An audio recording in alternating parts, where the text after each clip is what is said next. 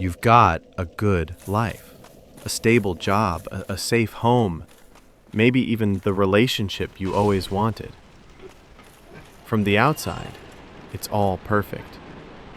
But late at night, when the noise fades, you feel it, that emptiness, that quiet, hollow space inside you that nothing seems to touch. Here's the truth. We're not built to only survive. We're not here just to pay bills, eat, sleep, and repeat.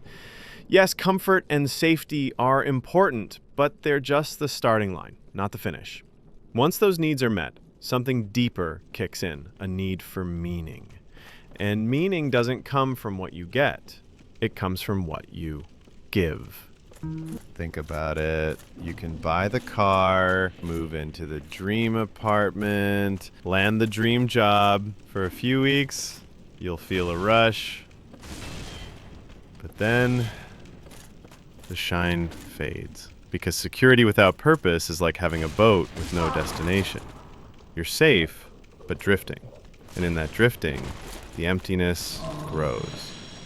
Society sells us a story. Go to school, get good grades, get a job, get married, have kids, retire, and, quote, live happily ever after. But they forget the middle part. The part where your life still has decades ahead, and you can't fill them by doing the exact same thing every day. You change. Your needs change. And yet, most people keep chasing the next distraction, thinking the next purchase, the next trip, the next relationship will finally fix that feeling. It never does. Fulfillment doesn't come from stacking achievements. It comes from living in alignment with something you find worth living for. Not worth dying for, worth living for.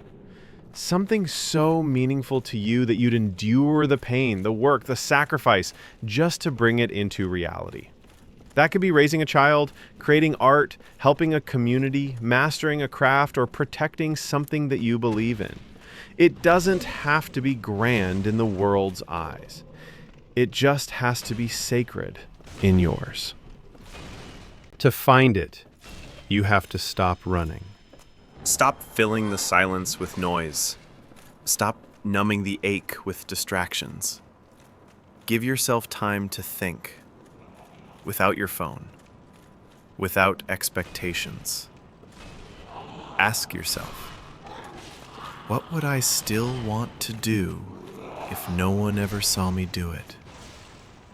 What matters to me, even if I never get rewarded for it? The answers to those questions are the seeds of fulfillment.